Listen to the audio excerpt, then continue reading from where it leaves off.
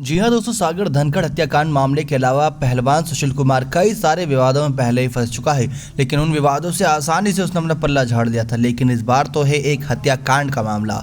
आप सभी को बता दें दोस्तों, इससे बड़ा विवाद जो था वो था नरसिंह विवाद। आप सभी को बता दें कि इसमें क्या थी ऐसा मामला जिसकी वजह से पहलवान सुशील कुमार पर बहुत ज़्यादा मुसीबत मंडराई थी। लेकिन इन सब के बीच पहलवान के ससुर और गुरु सतपाल का नाम भी जुड़ा था इन सब मामलों में। जी हाँ दोस्तों, यानी कि इस बार तो सिर्फ और सिर्फ सुशील कुमार और उनके साथी का नाम जुड़ा विवाद में, लेकिन उस बार तो दोस्तों सतपाल का नाम भी जुड़ा था। वो कैसे, आप सभी को सारी जानकारी देते हैं। लेकिन उससे पहले चैनल सब्सक्राइब नहीं किया है तो कर दीजिएगा, क्योंकि अब आने वाली है दोस्तों वर्ल्ड टेस्ट चैंपियनशिप फाइनल मुकाबला, उसकी सारी अपडेट आपको हमारे चैनल के माध्यम से मिल जाएगी। तो आप सभी को बता दें दोस्तों, रियो ओलंपिक के लिए क्वालिफाई करने के बाद डोप टेस्ट में फेल हुए पहलवान नरसिंह यादव ने प्रतिद्वंदी पहलवान सुशील कुमार के गुरु सतपाल पर साजिश का आरोप लगाया था। यानी कि सतपाल ने बहुत बड़ी चाल चली थी। मीडिया से खास बातचीत में नरसिंह ने कहा था कि सतपाल जी इंटरव्यू दे रहे हैं कि मेरा डोप टेस्ट पॉजिटिव हो गया। ये उन्हें एक हफ्ता पहले से पता था। जब मुझे नहीं पता था तो सतपाल जी को कैसे पता चल गया। यानी कि दोस्तों, जब नरसिंह के साथ उनका डोप टेस्ट को लेकर कुछ विवाद चल रहा था तो वो सिर्फ नरसिंह यादव को ही बात पता थी, लेकिन सतपाल ने पहले ही आकर एक हफ्ते पहले इस बात का खुलासा कर दिया था। तो कहीं ना कहीं नरसिंह यादव का कहना ये था कि सतपाल की ही ये सब साजिश थी और वो जानते थे कि हम डोप टेस्ट में ज़रूर फेल होंगे। इसका मतलब है कि उनकी अंदर की सेटिंग है या उन्होंने ही मेरे साथ कुछ किया था। उसके बाद दोस्तों वो कहते हैं कि मुझे ओलंपिक्स में जाने से रोकने की बहुत बड़ी साजिश रची गई। नरसिंह 74 किलोग्राम कैटेगरी में भारत में वर्ग के प्रतिनिधित्व करने वाले थे, रियो ओलंपिक में जाने वाले थे, लेकिन इस कैटेगरी में जाने के लिए उनके और सुशील कुमार के बीच कड़ी टक्कर थी। लेकिन बाद में भारतीय कुश्ती संघ ने नरसिंह के नाम को हरी झंडी दिखाई थी। यानी कि सुशील कुमार यादव को पीछे करते हुए नरसिंह यादव को आगे भेजने का फैसला किया था, क्योंकि नरसिंह में ज़रूर कुछ ना कुछ ऐसी खासियत दिखी होगी। अब इसके बाद दोस्तों सुशील कुमार ने बड़ा कदम ये उठाया था कि उन्होंने इस बात की चुनौती अदालत में दे डाली जहां उनकी ट्रायल की अपील खारिज की गई थी। लेकिन नरसिंह यादव कहते हैं कि सोनीपत स्पोर्ट्स ट्रेनिंग सेंटर के कुछ अधिकारी इन सब विवादों में मेरे साथ अलग थे और मुझसे काफ़ी गुस्सा खाते थे और वो उन अधिकारियों से मिले हुए थे। तो मुझे तो यहाँ की लेडी डायरेक्टर पर भी शक है। इसमें किसी हद तक की साजिश हो सकती है, बहुत बड़ी प्लानिंग है मेरे खिलाफ। वो उसके बाद दोस्तों वो सवाल करते हैं कि ओलंपिक्स इतना पास है, मैं क्यों डोप लूँगा। इतने इंटरनेशनल लेवल मैचेस में खेल चुका हूँ और अगर हर जगह डोप टेस्ट हुआ और सब ठीक रहा तो ओलंपिक में मेरा डोप टेस्ट होना है। सब कुछ मुझे पता है, तो फिर मैं ऐसा क्यों करूँगा। मुझे जानबूझकर फंसाया जा रहा है। जी हाँ दोस्तों, उनका ये भी कहना था कि वो कहते हैं कि मेरे साथ मेरे रूम पार्टनर का भी डोप टेस्ट पॉजिटिव आया। वो तो कोई प्रतियोगिता में हिस्सा नहीं लेने जा रहा था, तो फिर वो स्टेरॉयड का शिकार कैसे हुआ, वो स्टेरॉयड क्यों लेने लगा। तो दोस्तों यहाँ पे नरसिंह यादव ने बहुत बड़ी बात कह दी थी कि अगर मैं डोप टेस्ट में फेल हुआ तो मानता हूँ कि चलिए मेरा थोड़ा बहुत हो सकता है मामला पानी, लेकिन यहाँ मेरे रूम पार्टनर का क्या था, उसका डोप टेस्ट पॉजिटिव क्यों आया, वो क्यों स्टेरॉयड लेगा। तो किसी का ये माध्यम था कि उसके खाने में कोई डोप टेस्ट से पहले कुछ ऐसी चीज़ें मिला रहा था जिससे उसका स्टेरॉयड बढ़ जाए। नरसिंह ने कहा कि मैं चाहता हूं कि सरकार इस मामले की सीबीआई जांच कराए, जो भी दोषी हो उसे कड़ी से कड़ी सज़ा मिलनी चाहिए। ये खिलाड़ी के भविष्य की बात है। ऐसे तो लोग स्पोर्ट्स छोड़ देंगे, यानी कि जिन लोगों का दबदबा होगा स्पोर्ट्स में वही आगे बढ़ेंगे। उनसे पूछा गया कि क्या उन्हें ऐसा लगता है कि उनके खिलाफ साजिश हुई, तो नरसिंह बताते हैं कि यहाँ के कमरे की चाबी रिसेप्शन पर रखी जाती है, यानी कि मेरे पास नहीं रहती, रिसेप्शन वालों के पास रहती है, और पीछे से किसी ने हमारे सप्लीमेंट में कुछ मिला दिया या मैच के खाने में किसी ने कुछ डाल के दिया, तो इतना कौन देखेगा, क्योंकि हमें तो सिर्फ खाने से मतलब रहता है। अब हर चीज़ को हम चेक करवाएंगे तो हो गया हमारा कल्याण।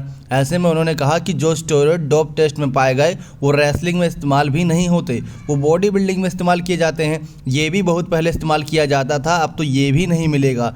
लेकिन ऐसे में सुशील कुमार और उनके गुरु कहीं ना कहीं इन सब साजिश के पीछे बहुत बड़े अपराधी थे। उनका तर्क है कि उनका वजन इस समय 84 किलोग्राम है, जबकि उन्होंने 74 किलोग्राम भार वर्ग में खेलना था, तो वो अपना वजन क्यों बढ़ाएंगे। नरसिंह यादव के दोस्तों आप बात गंभीरता से समझेंगे तो आप समझ जाएंगे कि इसके पीछे जरूर किसी न किसी की साजिश रही।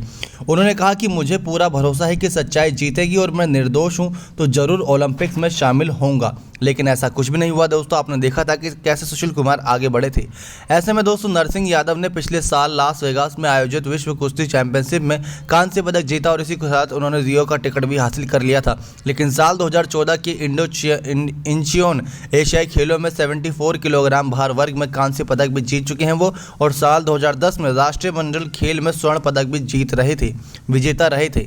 तो ऐसे में नरसिंह यादव भी दोस्तों बहुत जाने माने पहलवान रहे हैं भारत देश के, लेकिन अब साजिश का शिकार होंगे तो कौन ही आगे बढ़ सकता है। आपने देखा दोस्तों किस प्रकार से नरसिंह यादव ने बड़े बड़े आरोप लगाए, और कहीं ना कहीं आप भी इन आरोपों को सही समझेंगे कि ज़रूर उसके खाने में किसी ने कुछ मिला दिया था। अब जब भला दोस्तों बंदा इतनी तैयारी करके इतने अच्छे मुकाम तक पहुंचा, लेकिन आखिरी जो टेस्ट होना था ओलंपिक से पहले उसमें फेल हो जाता है डोप टेस्ट में, वो कैसे होता है? क्या वो जानबूझकर फेल होगा या इसके पीछे की साजिश रही होगी? आप भी दोस्तों इतने समझदार तो सब ही हैं कि ज़रूर इसके पीछे किसी न किसी की साजिश रही। उसने CBI की मांग भी की थी, लेकिन कुछ भी नहीं पता चला, कोई भी आगे इसकी तफ्तीश नहीं करी, और वो नरसिंह यादव का सपना ओलंपिक्स में जाने का सपना ही रह गया। लेकिन दोस्तों नरसिंह यादव नहीं गए, लेकिन सुशील कुमार ने क्या झंडे गाड़े आप सभी ने देखे ही थे। उसके बाद दोस्तों ये भी बड़ी अपडेट सामने आई कि नरसिंह यादव लगातार इन सब चीज़ों के पीछे लड़ते रहे, अपने इंसाफ की लड़ाई लड़ते रहे, लेकिन उसको इंसाफ नहीं मिला। इंसाफ दिलाए भी तो कौन दिलाए, क्योंकि सिस्टम के खिलाफ उसकी लड़ाई थी, और सिस्टम तो कहीं ना कहीं पहले बहुत बिका हुआ था। यूँ कह सकते हैं कि सिस्टम में जिसकी चलती है जिसका दबदबा रहता था, और ऐसे में पहलवान सुशील कुमार थे, और उनके गुरु सतपाल भी एक सम्मानित व्यक्ति थे। उनका भी बहुत सिक्का चलता था पहलवानी की दुनिया में, और अब भी चलता है देखा जाए तो। लेकिन इन सब चीज़ों के बीच ये भी देखने को मिला दोस्तों कि किस प्रकार से सुशील कुमार अगर ऐसी ही साजिश करके आगे बढ़े हैं, और अगर उन्होंने वो 2 ओलंपिक्स मेडल भी ऐसे ही जीते हैं, तो भारत देश को इस पर गर्व करने के अलावा शर्म भी करना चाहिए कि बाकी खिलाड़ियों को मौका नहीं मिलता।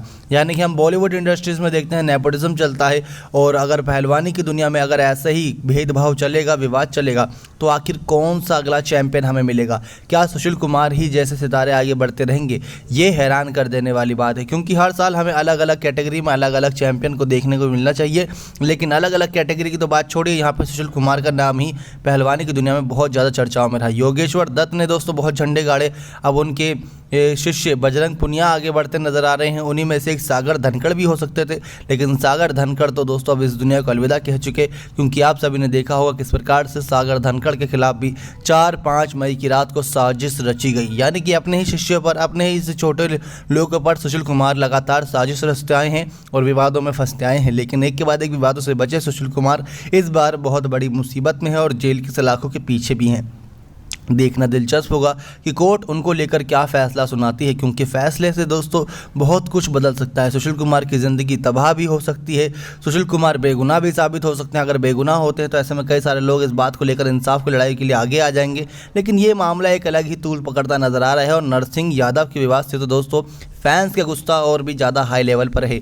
नरसिंह यादव दोस्तों बहुत ही अच्छा पहलवान है, आप सब जानते ही होंगे, आपने देखा ही होगा इसके बारे में, लेकिन इन सब के बीच नरसिंह यादव कहीं ना कहीं फंस गया इन सिस्टम के कर्मचारियों के बीच, क्योंकि सिस्टम की वजह से ही वो हार मानने को मजबूर हुआ। करे तो करे क्या बेचारा। नेक्स्ट 9 स्पोर्ट्स की रिपोर्ट।